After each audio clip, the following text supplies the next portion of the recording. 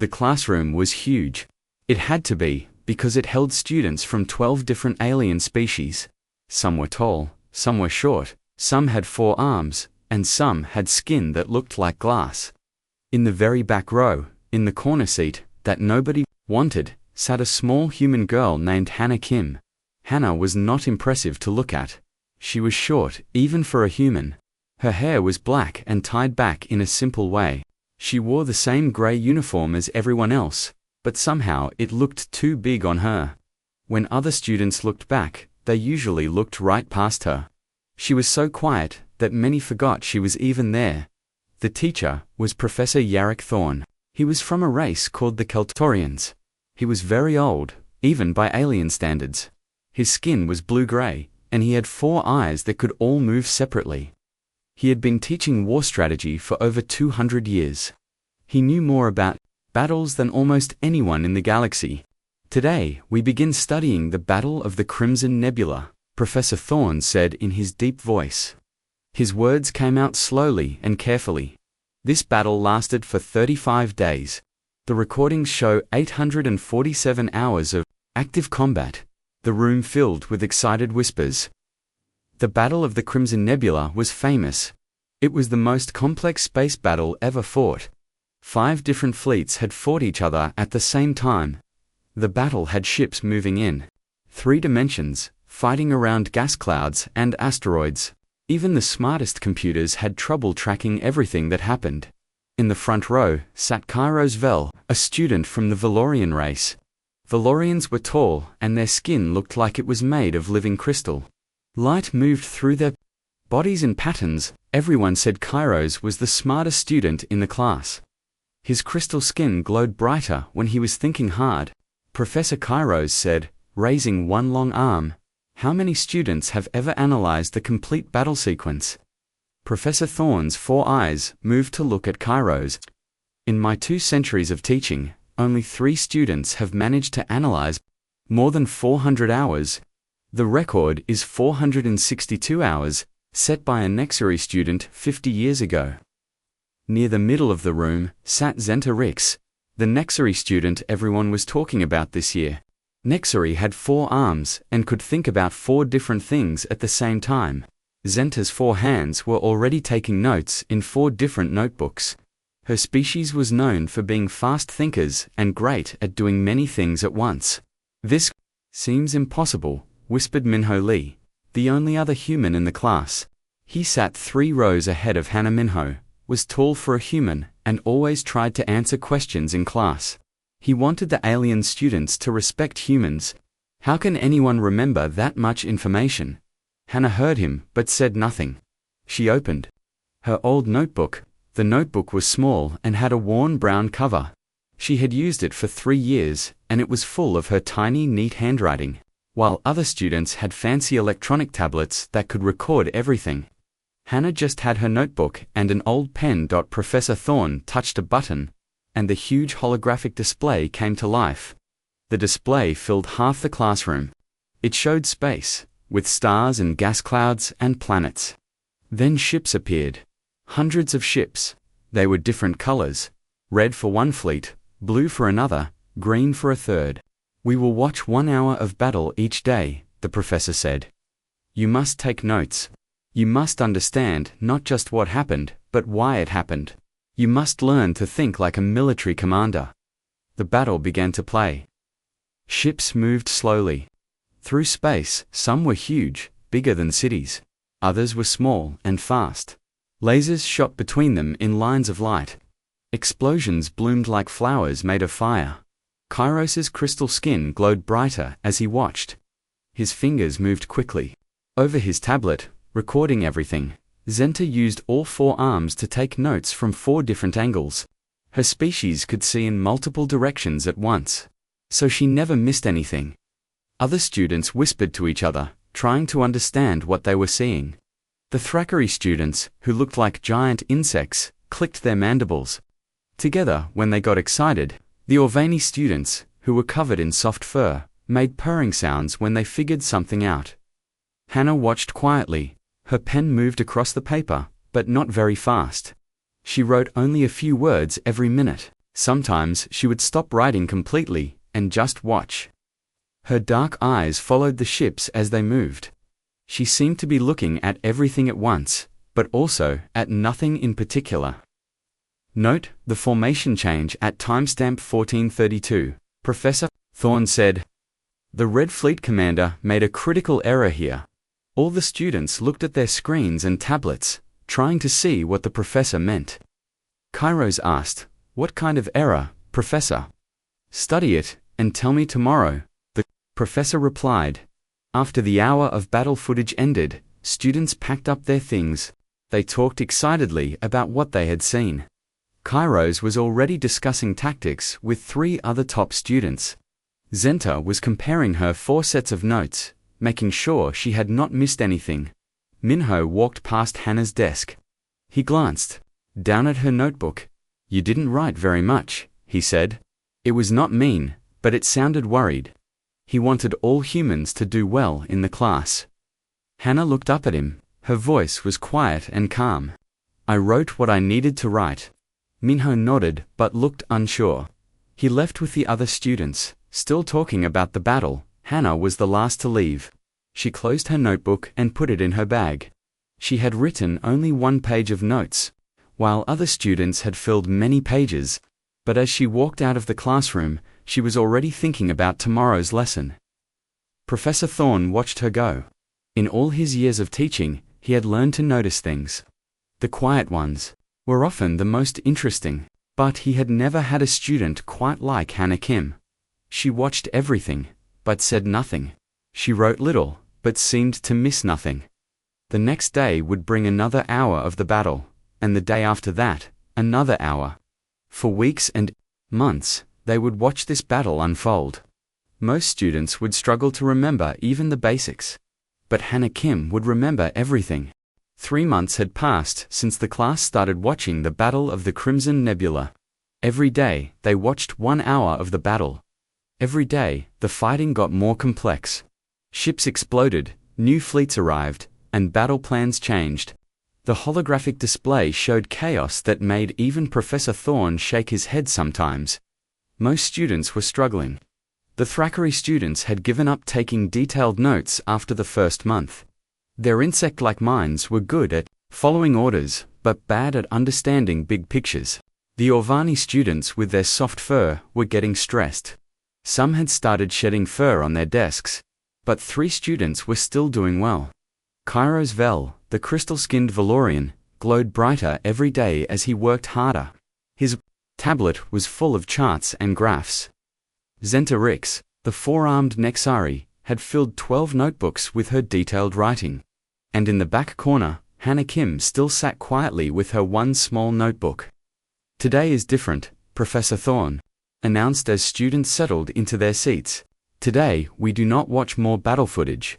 Today, I give you your final test assignment." The room went quiet. Even the clicking sounds from the Thrakari students stopped. Professor Thorne's 4 eyes looked around the classroom. "Each of you must present a complete analysis of the Battle of the Crimson Nebula. You have watched 3 months of footage. You have seen over 200 hours of battle.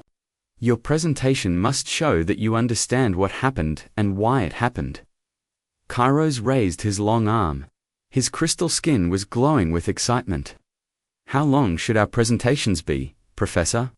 "As long as needed to show your understanding," the professor replied. "Some students will speak for 1 hour. Others might speak for 10 hours. The best student might speak for 20 hours. Whispers filled the room. 20 hours was a very long presentation. Most students had trouble talking for even 1 hour about something they knew well. "But Professor," said Jinwoo Park, a Keltorian student with blue skin like the teacher, "there were 847 hours of battle. No one can analyze all of that." Professor Thorne's 4 eyes focused on Jinwoo. "That is what most people think. But remember, young Keltorian, that impossible things happen when someone tries hard enough." Minho Lee, the human student sitting in the middle, Rose looked worried. He had been taking notes every day, but his notebooks were a mess.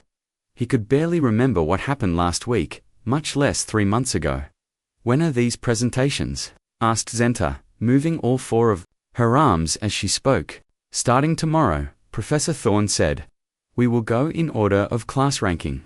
Kairos will present first, as he has the highest grades. Then Zenta, then the rest of you. Students started talking excitedly and nervously. Some were already planning what they would say, others looked scared. Hannah sat in her back corner seat and said nothing. She opened her small notebook and looked at her pages of neat, tiny writing. While other students had 20 or 30 notebooks full of information, she had just one. But her dark eyes showed no worry.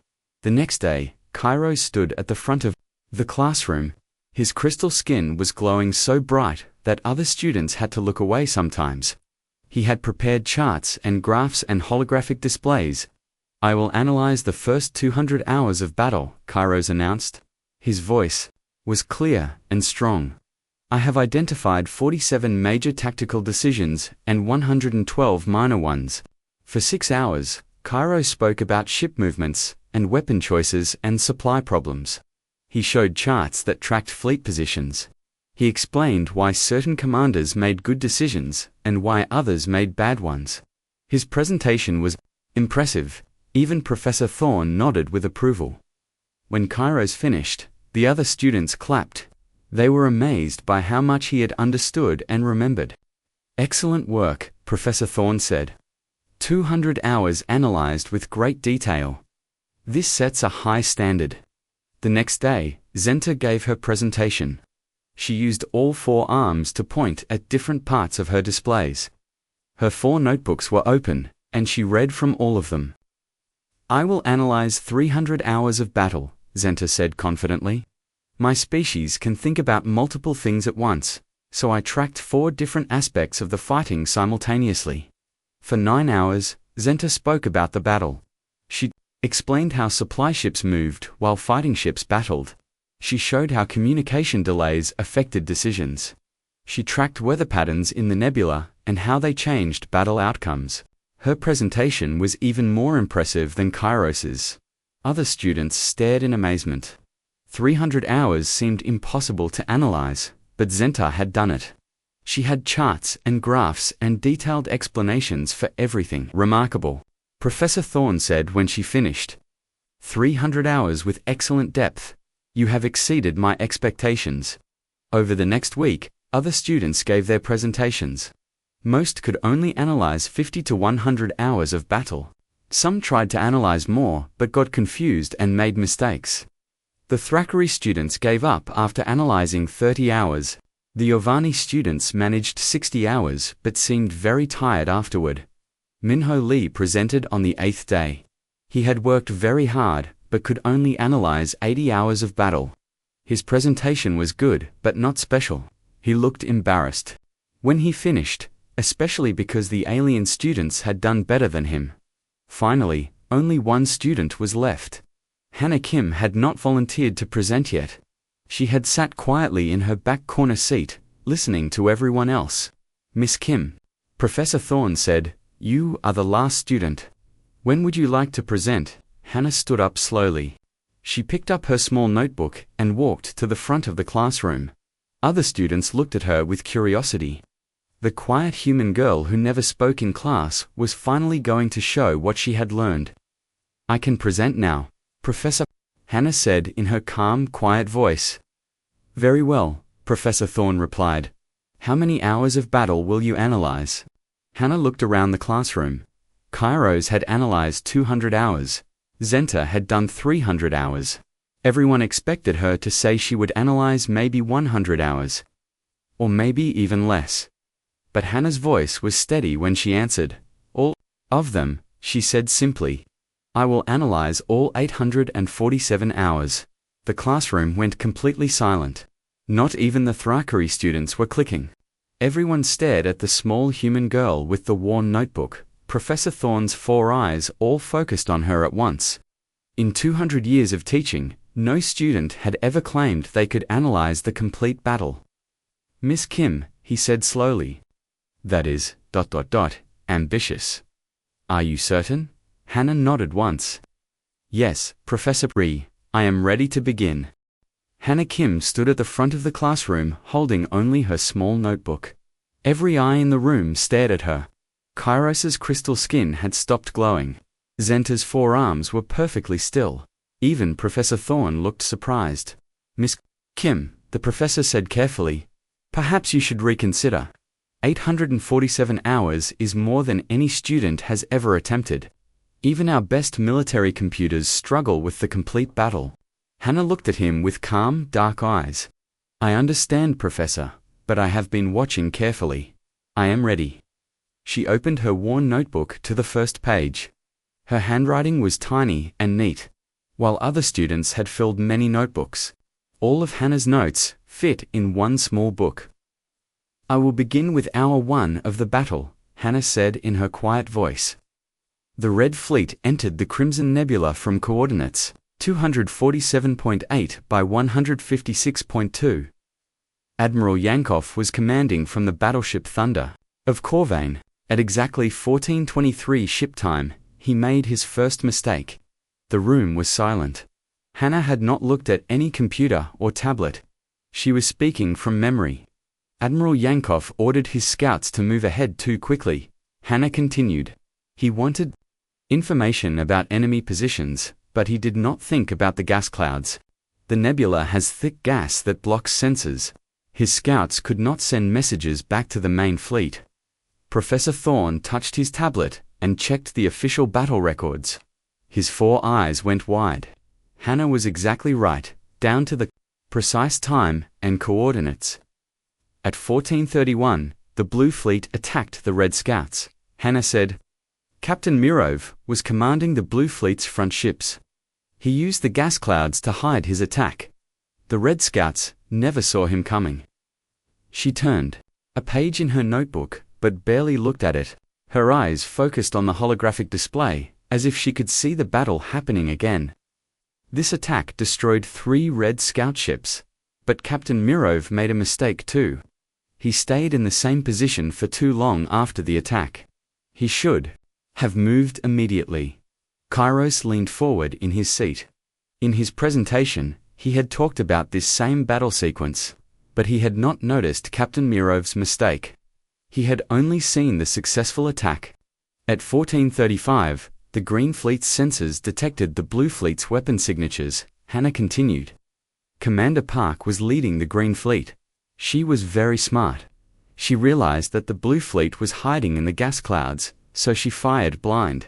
Into the cloud where the weapon signatures came from, Zenta's forearms started moving as she checked her own notes. She had missed this detail completely. Her species was good at tracking multiple things, but even she had not caught the connection between the weapon signatures and Commander Park's decision. Commander Park's blind firing hit to blue ships, Hannah said. But the weapons fire also lit up the gas clouds like fireworks. Now all the fleets could see each other's positions. Professor Thorne was checking the records again. Everything Hannah said was perfectly accurate. But she was not just repeating facts. She was explaining why things happened the way they did. This changed everything, Hannah continued. Admiral Yankov saw that his scouts were destroyed, so he got angry. He ordered his main fleet to charge directly at the Blue Fleet. This was his second mistake.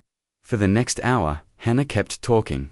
She described ship movements, weapon choices, and commander decisions with perfect accuracy. She explained not just what happened, but why it happened. She talked about how crew tiredness affected fighting ability. She mentioned supply ship positions that other students had not even noticed. At hour 3, the Yellow Fleet arrived, Hannah said. Fleet Commander Singh had been traveling for 6 days. His crews were tired, but his ships were fully supplied. He made a smart choice. Instead of joining the main battle, he attacked the supply ships. Students around the room started whispering. They were amazed by how much detail Hannah remembered, but they were more amazed by how she understood things that they had missed completely. Commander Singh destroyed 12 supply ships in the first attack, Hannah continued, but he did not realize that one of those ships was carrying medical supplies for the Red Fleet. This would become important later.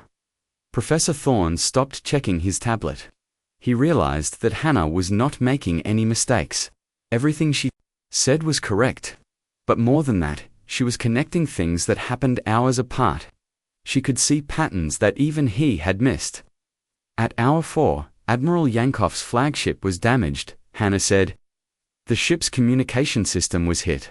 For 37 minutes, the Red Fleet had no central command. The individual ship captains had to make their own decisions. She turned another page in her notebook, but her eyes never left the holographic display. Captain Lee was commanding the Red Fleet's left wing. She was young and nervous. When she lost contact with the Admiral, she pulled her ships back. This created a gap in the Red Fleet's formation. Kairos's crystal skin started glowing again, but now it was dim and confused. His own analysis had completely missed this detail.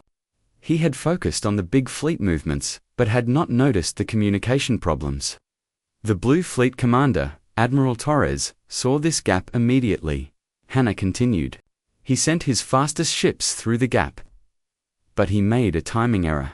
His ships arrived 30 seconds too early. Hannah paused and looked around the classroom. Students were staring at her with open mouths. Minho Lee, the other human student, looked shocked. He had never imagined that quiet Hannah could remember so much. Those 30 seconds mattered, Hannah said. Captain Lee saw the blue ships coming and had time to warn her fleet. Instead of being surprised, the red ships were ready to fight. Admiral Torres lost 8 ships because of those 30 seconds. For 3 hours, Hannah kept talking. She described battles within battles. She explained how weather in the nebula affected ship sensors. She talked about how different alien species reacted differently to stress and tiredness. At hour 6, something interesting happened, Hannah said. The Purple Fleet had been watching the battle from far away. Fleet Admiral Kai thought she was being smart by waiting, but she did not realize that her ships were visible on long-range sensors. She turned to look directly at Professor Thorne. The Green Fleet commander, Commander Park, had been tracking the Purple Fleet for 2 hours. She was planning a surprise attack. Professor Thorne's 4 eyes were all focused on Hannah now. In his presentation notes, he had written that no student had ever noticed the Purple Fleet's early positioning, but Hannah had not only noticed it, she understood what it meant. Commander Park's attack on the Purple Fleet happened at hour 7, Hannah continued. It changed the entire battle. Up until then, 5 fleets were fighting each other equally. But when the Purple Fleet was damaged, the balance of power shifted.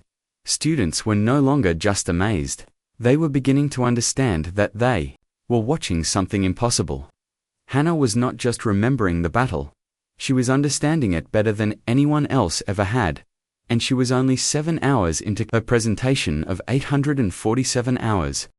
By hour 12 of Hannah's presentation, the classroom had changed completely. Students who usually left for lunch stayed in their seats. Professor Thorne had called other teachers to come and listen. Word was spreading through the academy that something amazing was happening. Hannah stood at the front of the room, still holding only her small notebook. She had been talking for 6 hours straight, but her voice was still calm and clear. She showed no signs of being tired. At hour 15 of the battle, Hannah continued. Admiral Yankoff made a decision that seemed smart, but was actually very dangerous. He ordered his damaged ships to hide behind the large asteroid called Roxavens. She paused and looked around the room. Her dark eyes seemed to see everything at once.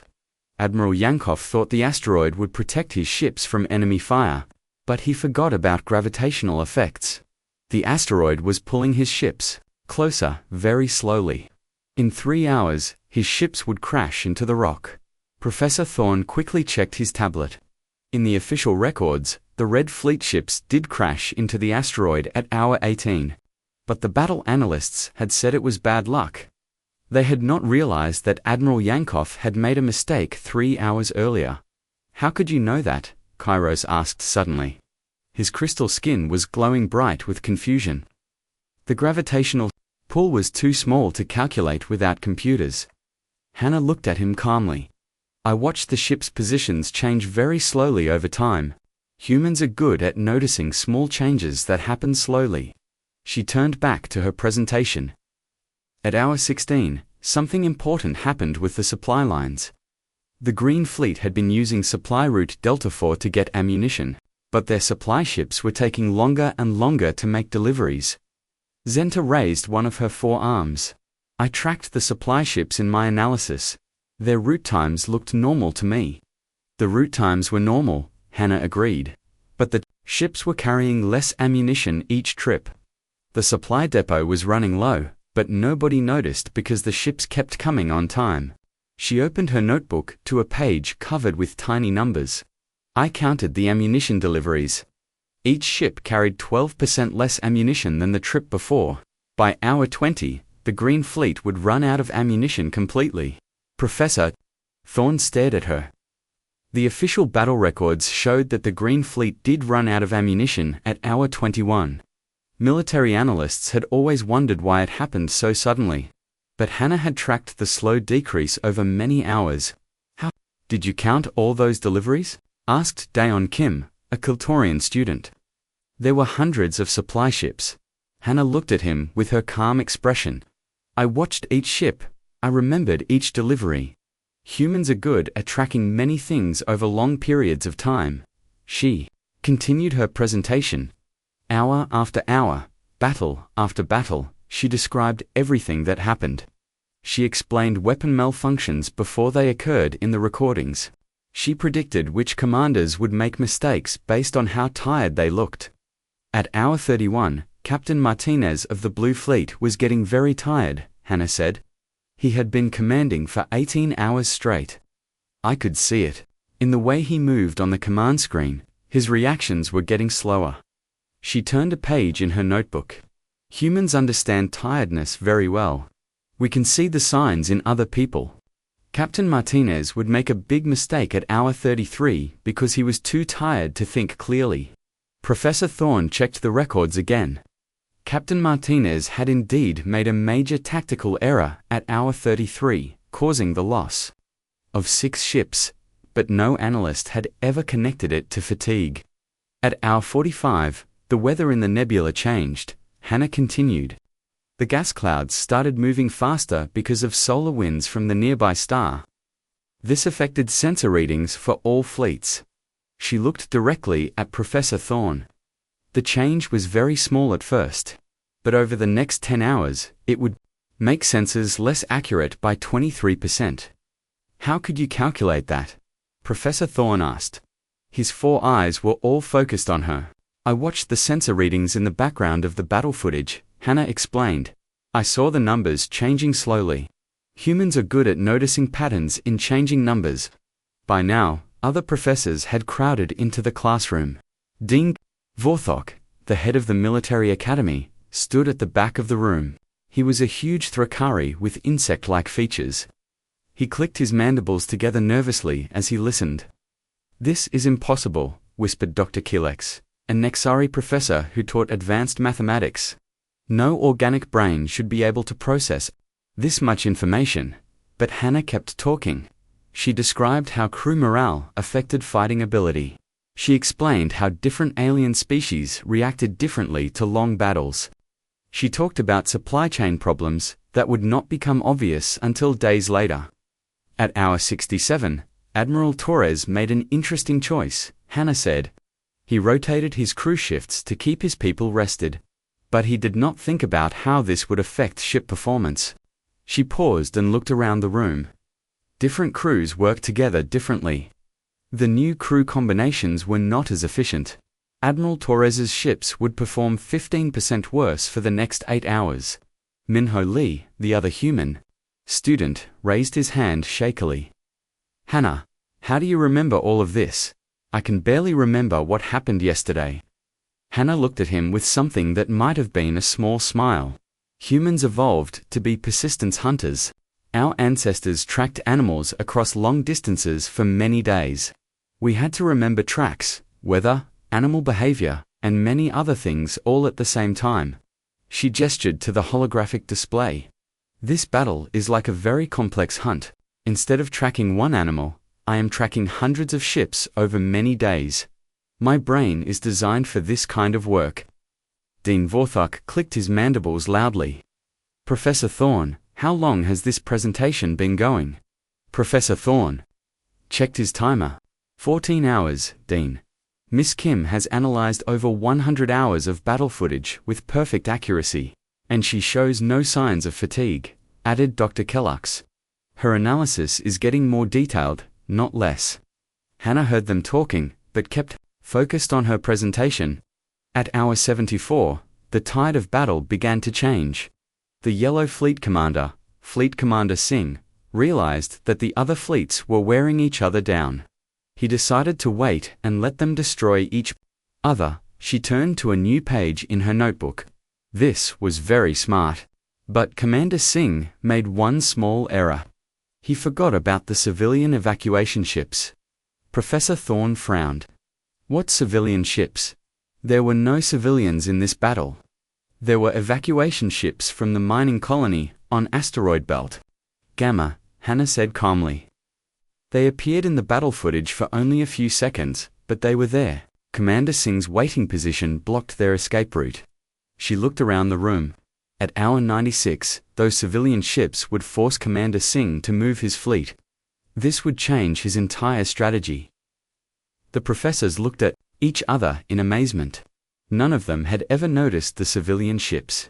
They had been focused on the military vessels and had missed the small evacuation craft completely. But Hannah had seen them. She had tracked them, and she understood how they would affect the battle hours later.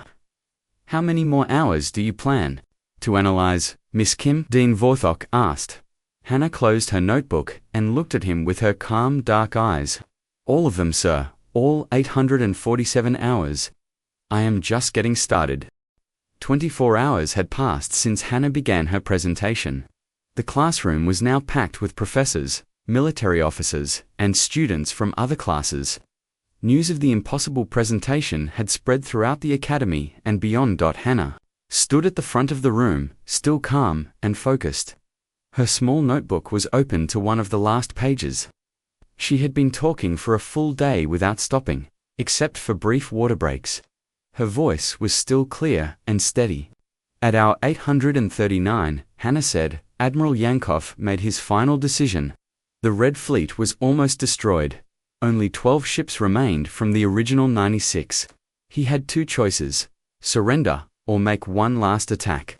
The room was completely silent. Everyone knew this was near the end of the famous battle. Even the Thrakari students had stopped their clicking sounds. Admiral Yankov chose to attack, Hannah continued. But his choice was not about military strategy. It was about honor. His culture believed that surrender was worse than death. She turned the page in her notebook. This cultural belief affected the entire final battle. Admiral Yankov's remaining ships fought much harder than expected because they knew they would not retreat. General Vex, a high-ranking military officer, who had arrived during the night, leaned forward in his seat. He was a Valorian like Kairos, but much older. His crystal skin was a deep blue color that showed his age and experience. Miss Kim, General Vex said, our military computers analyzed this battle for months. They never identified the cultural motivation factor. How did you recognize it? Hannah looked at him with her calm dark eyes. I watched Admiral Yankov's face throughout the battle. Humans are very good at reading facial expressions and body language. I could see when he was making tactical decisions and when he was making emotional decisions. She gestured to the holographic display. At hour 841, Admiral Yankov's expression changed. He stopped looking worried and started looking determined. That told me he had decided to die fighting rather than surrender. Professor Thorne shook his head in amazement. In all his years of studying this battle, he had never thought to watch the commanders' faces for emotional clues. The final 6 hours of battle were different from all the others, Hannah continued. The Red Fleet ships fought like they had nothing to lose, because they truly had nothing to lose. This changed how all the other fleets had to respond. She described the last desperate battles. She explained how the Red Fleet's hopeless courage forced the other commanders to change their strategies. She tracked ammunition supplies, crew fatigue, and ship damage with perfect accuracy. At hour 845, Commander Park of the Green Fleet made a surprising choice, Hannah said. She could have destroyed the last Red Fleet ships easily, but instead, she offered them safe passage to leave the battle. Kairos raised his hand. His crystal skin was glowing with confusion. Why would she do that? The Red Fleet was her enemy. Commander Park had been watching Admiral Yankoff's face too, Hannah explained. She understood that he would never surrender. If she attacked, his ships would fight to the death and damage her fleet badly. By offering safe passage, she ended the battle without losing more of her own ships. Hannah turned to the final page of her notebook. Admiral Yankoff accepted the offer. The remaining Red Fleet ships left the battle at hour 846. The Battle of the Crimson Nebula officially ended at hour 847 when all fleets ceased fighting. She closed her notebook and looked around the room. That is my analysis of all 847 hours of the Battle of the Crimson Nebula. The classroom erupted in noise. Students cheered, professors talked excitedly, and military officers discussed what they had heard. But through all the noise, one sound was missing. No one was applauding. They were too amazed to remember to clap. Dean Vorthok stood up slowly. His insect-like features showed deep respect.